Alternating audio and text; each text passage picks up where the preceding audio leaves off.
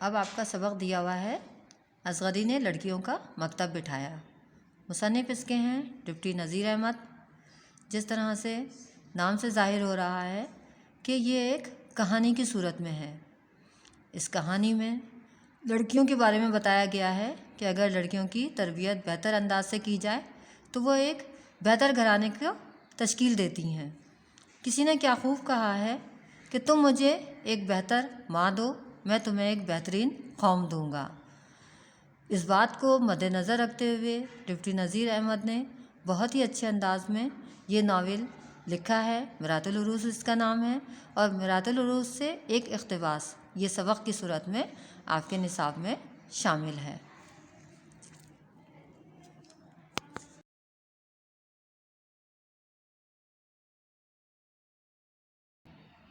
اس سبق پر آنے سے پہلے ہم بات کرتے ہیں مصنف کی۔ مصنف کے بارے میں کہا جا رہا ہے کہ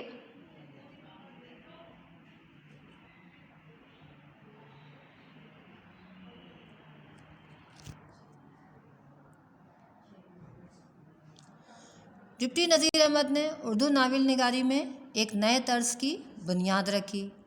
اردو ناول کا مزاج تبدیل کرنے والے نذیر احمد 1831 میں ضلع بجنور کی تحصیل نگینہ کے موضوع ریہڑ میں پیدا ہوئے۔ سال ولادت میں البتہ کچھ اختلافات سامنے آئے، تاہم اویس احمد ادیب نے اردو کا پہلا ناول نگار شمس العلماء مولوی نذیر احمد دہلوی میں اپنی تحقیق سے سن پیدائش 1836 کو بیان کیا ہے۔ ڈپٹی نذیر احمد کیونکہ ناول نگار تھے، لہٰذا ان کے ناول میرات العروس جو کہ آپ کے نصاب میں شامل ہے، یہ ناول دو بہنوں اکبری اور اصغری جن کی شادیاں دو بھائیوں سے ہوئی تھیں ان کے قصے پر مشتمل تھا۔ اکبری تعلیم و تربیت اور تہذیب سے قطعاً ناآشنا اور بلا کی بدتمیز و پھوہڑ تھی۔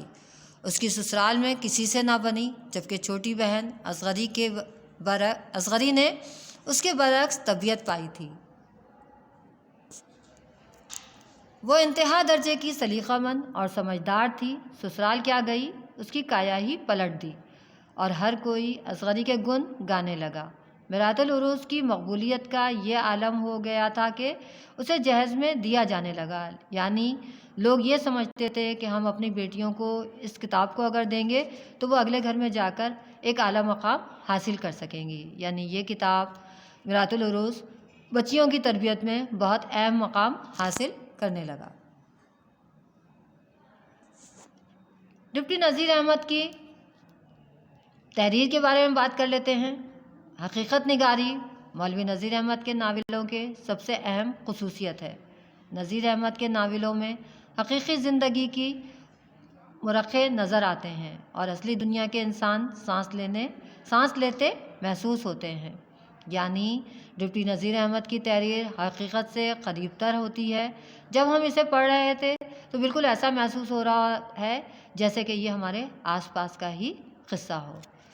یعنی اس سبق کو پڑھ کر یقیناً آپ لوگ ایسا محسوس کریں گے کہ ہم اس سبق کو نہیں پڑھ رہے بلکہ ہم اطراف اپنے آس پاس نگاہ ڈال رہے ہیں۔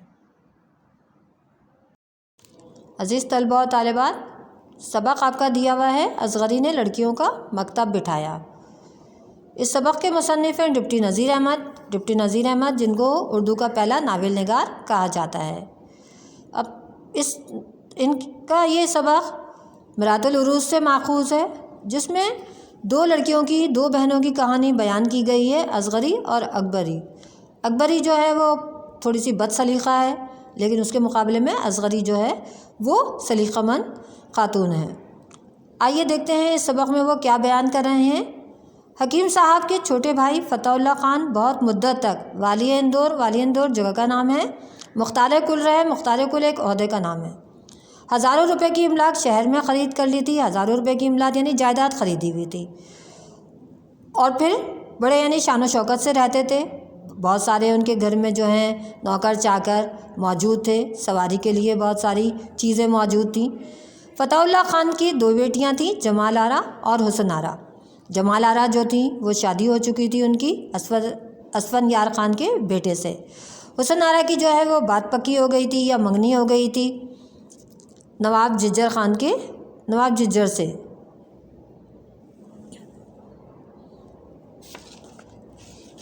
نواب ججر کے خاندان سے۔ ان لڑکیوں کی خالہ شاہ زمانی بیگم بھی اسی محلے میں رہتی تھی جہاں پر اصغری کا میکہ تھا۔ اس محلے میں اصغری کی قابلیت کا بڑا شور شرابہ تھا، یعنی بڑی تعریف کی جاتی تھی۔ شاہ زمانی بیگم بھی اصغری سے خوب واقف تھی۔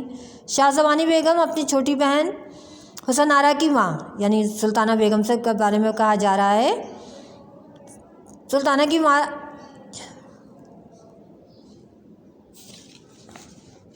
کی ماں سے ملنے کے لیے آئیں۔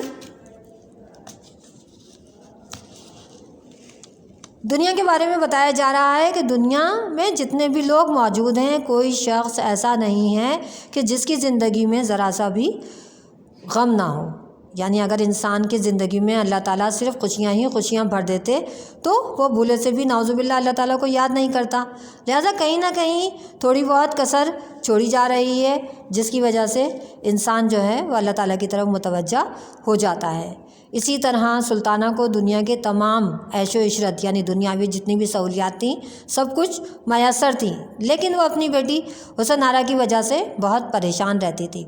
حسن آرا کا مزاج جو ہے وہ بہت ہی زیادہ خراب تھا، وہ بد لحاظ تھی، اپنے ہی گھر کے لوگوں سے مستقل لڑائی جھگڑا چلتا رہتا تھا۔ نہ ان کے دل میں ماں کا احترام تھا، نہ اپنی بڑی بہن کا خیال رکھتی تھیں، اور نہ ہی نوکر چاکر جو ہے وہ ہر وقت ان سے ناراض رہتے تھے اور ان سے دور بھاگتے تھے۔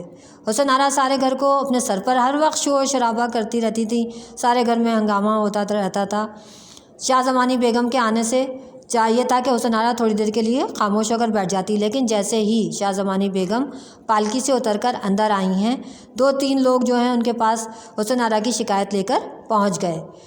ایک کا کہنا کیا تھا، یعنی یہ سب نوکر چاکر تھے، ایک کا کہنا یہ تھا کہ چھوٹی صاحب دیکھیے میری نئی اوڑھنی لیڑ کر دی، یعنی میری چادر کے ٹکڑے ٹکڑے کر دیے، اب مجھے کون بنا کر دے گا۔ گلاب بلبلا اٹھی کہ ہائے میرا کان خون ہو گیا، یعنی کان کو اتنے بری طریقے سے نوچا گیا کہ اس سے خون نکلنے لگ گیا۔ باورچی خانے سے ماما نے ایک دم سے آواز لگائی کہ بھائی ذرا ان کو کوئی سمجھاؤ، یہ سالن کی پتیلیوں میں جو ہے مٹھیاں بھر بھر کر راکھ ڈال رہی ہیں، یعنی اچھا خاصا سالن جو ہے وہ خراب ہو رہا ہے۔ شاہ زمانی بیگم نے آواز دی حسنہ ادھر آؤ۔ خالہ کی آواز پہچان کر حسن آرا جس حالت میں تھی، ہاتھ پیر راکھ میں، پاؤں جو ہے کیچڑ میں لت پت تھے، اور اسی طرح وہ گندی حالت میں جا کر خالہ سے لپٹ گئی۔ خالہ نے تھوڑا محبت سے ڈانٹتے ہوئے کہا کہ تم بہت شوخی کرنے لگ گئی ہو، یعنی تمہاری شرارتیں کچھ زیادہ ہی بڑھتی چلی جا رہی ہیں۔ حسن آرا نے فوراً ہی کہا کہ بھئی اس سنبل چڑیل نے فریاد کی ہوگی، یعنی میری شکایت کی ہوگی۔ یہ کہہ کر خالہ کی گود سے نکل کر سنبل کا سر کو سوٹ لیا، یعنی سر کو نوچ لیا۔ وہ لاکھ بیچاری ایں کرتی رہ گئی۔ شاہ زمانی بیگم نے اپنی بہن سے کہا کہ بھائی اس لڑکی کے لیے خدا کے لیے کوئی استانی رکھو جو اس کی تربیت کر سکے، یعنی تمیز تہذیب اس میں نام کو نہیں ہے۔ شاہ زمانی بیگم نے کہی اوئی بوا، یہ بھی کہاوت والی بات ہے کہ ڈھنڈورا شہر میں بچہ بغل میں، یعنی تمہارے محلے میں ہی مولوی فاضل کی بہو جو لاکھ استانیوں کی ایک استانی ہے، ان سے جو ہے رابطہ قائم کرو۔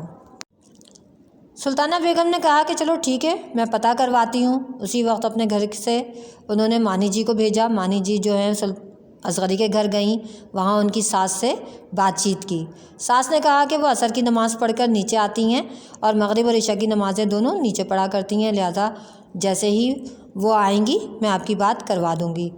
اصغری جیسے ہی نیچے آئی انہوں نے مانی بیگم سے سلام دعا کی اور سلام دعا کرنے کے بعد آنے کی وجہ پوچھی۔ انہوں نے کہا کہ بھائی اس طرح سے ایک پڑھوانا ہے، اور پڑھوانے کی جو ہے تنخواہ وغیرہ کا نام جو ہے وہ بظاہر کھل کر نہیں لیا، لیکن دبے لفظ میں اس کا بھی تذکرہ کر دیا۔ اصغری کا کہنا کیا تھا کہ بھائی میں یہ سب ان کی مہربانی ہے، اور کیونکہ لازمی وہ بہت امیر کبیر لوگ ہیں گے، ان کے لیے جو ہے یہ بات زیب دیتی ہے کہ وہ اپنا کام کروانے کے لیے کسی کو اجرت دیں، لیکن ہم غریب ضرور ہیں، لیکن اللہ تعالیٰ نے ہمیں بھی اتنا دیا ہے کہ کم از کم ہم پیٹ بھر کر کھا لیتے ہیں اور اپنا آسائش کی اپنی ضروریات پوری کر لیتے ہیں۔ لہٰذا اگر ان کے کام کے لیے میں حاضر تو ہوں، لیکن مجھے کوئی تنخواہ وغیرہ کی ضرورت نہیں ہے۔ اصغری کی گفتگو سن کر مانی جی جو ہیں وہ بہت ہی زیادہ خوش ہو گئی تھیں، فریفتہ ہو گئی تھیں، گرویدہ ہو گئی تھیں کہ بندی میں کہیں بھی ذرا سا بھی غرور و تکبر نہیں ہے۔ لہٰذا انہوں نے جو ہے فوراً ہی جو ہے جا کر وہاں پر کہا کہ بھئی وہ تو لاکھ استانیوں میں سے لاکھ استانیوں کی ایک استانی ہے، اور اگر ان کی صحبت میں ذرا سا بھی بندہ بیٹھ جاتا ہے تو خود بخود انسان بن جاتا ہے۔ شاہ زمانی بیگم جو ہیں وہ کہنے لگی کہ بھئی چلو چلتے ہیں اور ان سے بات کر لیتے ہیں، اور یعنی کہ حسن آرا کو ان کی صحبت میں بٹھا دیتے ہیں۔ اگلے دن شاہ زمانی بیگم اور سلطانہ بیگم دونوں جو ہیں حسن آرا کو لے کر اصغری کے گھر پر آئیں، اور انہوں نے کہا کہ بھئی برائے مہربانی ان کو پڑھا دیجئے۔ اصغری نے بہت ہی زیادہ عاجزی و انکساری سے کہا کہ بھئی جو کچھ مجھے آتا ہے میں ضرور اس بچی کو بتا دوں گی۔ چلتے ہوئے وہ جو سلطانہ بیگم نے اصغری کو اشرفی دی۔ اصغری نے کہا کہ نہیں بھئی اس کی کوئی ضرورت نہیں ہے، تو انہوں نے کہا کہ نہیں، یہ پڑھوائی کا پیسے نہیں ہیں بلکہ ہم بسم اللہ کی مٹھائی کے لیے دے رہے ہیں۔ اسی وقت جو ہے مٹھائی منگوائی گئی اور وہ اسے بچوں میں بانٹا گیا، اور یوں حسن آرا کی پڑھائی کا آغاز ہو گیا۔ یعنی انہیں اصغری کی صحبت میں دے دیا گیا تاکہ ان کے اندر تھوڑی بہت انسانیت، سمجھ بوجھ اور عقل پیدا ہو جائے، اور وہ جتنے بھی بد لحاظی والے کے انداز تھے وہ سب ختم ہو جائیں۔ یہاں پر آ کر بات ختم ہو جاتی ہے۔ سبق یقیناً آپ لوگوں کی سمجھ میں آ گیا ہوگا۔ اب اس کے آگے مشق کا کام ہے، اور مشق کا کام آپ کو دیا جا رہا ہے، اسے سمجھ کر لیجیے گا۔